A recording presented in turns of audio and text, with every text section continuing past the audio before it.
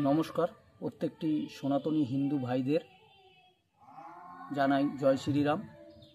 ভারত মাতা কি জয়। জয় হিন্দ, জয় ভারত। আজকে যে মূল বিষয়টি নিয়ে আপনাদের সামনে তুলে ধরতে চাই সেটি হচ্ছে বাংলাদেশে যেভাবে সনাতনী হিন্দু ভাইদের ওপর বর্বরচিতভাবে মৌলবাদী এবং জিহাদিদের আক্রমণ চলছে, তাতে প্রত্যেকটি সনাতনী হিন্দু ভাইদের উদ্দেশ্যে জানানো যাচ্ছে যে আপনারা এর প্রতি সোচ্চার এবং এর বিরুদ্ধে রুখে দাঁড়ান।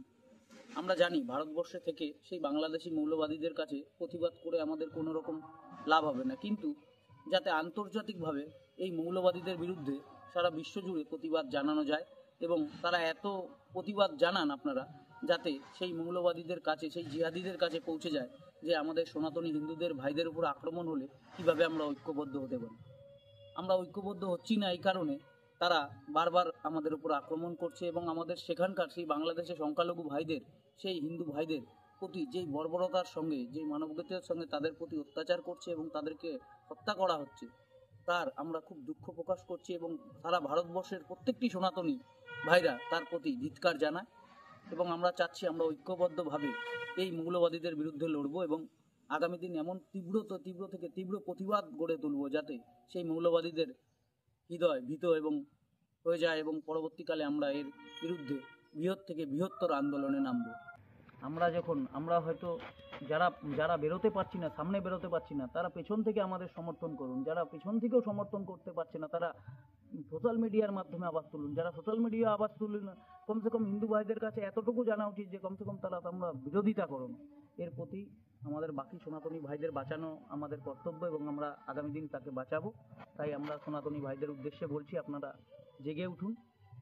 আপনাদের আর ঘুমানোর সময় নেই, আমরা জেগে উঠতে হবে। আমাদের হিন্দুদের প্রতি অত্যাচার হচ্ছে, যেটা আমাদের দাদু ঠাকুমার কাছে শুনেছি, সেটা আমরা সামনে দেখছি, আগামী দিন আমাদের সঙ্গে হবে। আমরাও এইভাবে শুনবো এবং পরবর্তী জেনারেশন হিন্দু সমাজ আবার শুনবে। তাই প্রত্যেকটি হিন্দুর দায়িত্ব, প্রত্যেকটি হিন্দুর কর্তব্য আমরা জেগে উঠি, আমরা প্রতিবাদে গর্জে উঠি।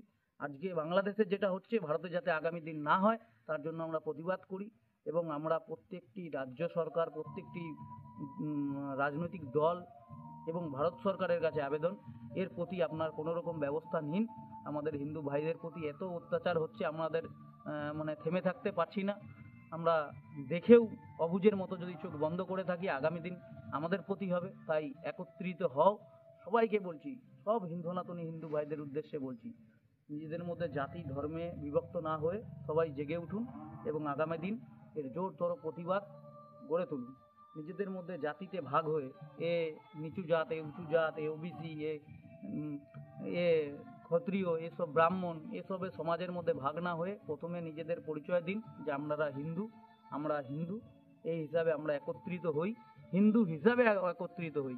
জাতিতে বাটবাড়া না করে, জাতিতে বেটে না, নিজেরা মধ্যে ভাগাভাগি না করে আমরা জেগে উঠি এবং প্রত্যেকে একত্রিত হই এই বাংলাদেশি হিন্দুদের প্রতি এবং বাংলাদেশি সংখ্যালঘুর প্রতি এবং আমাদের ভাইদের প্রতি, আমার মা বাবার প্রতি যে অত্যাচারটা হচ্ছে, তাতে আমরা নিজের মনে করে আমরা সবাই জেগে উঠি এবং প্রতিবাদে গর্জে উঠি। সবাইকে আবারও আহ্বান জানাচ্ছি, সারা বিশ্বের হিন্দু এক হও, সারা বিশ্বের হিন্দু এক হও। জয় শ্রীরাম। ভারত মাতা কি জয়।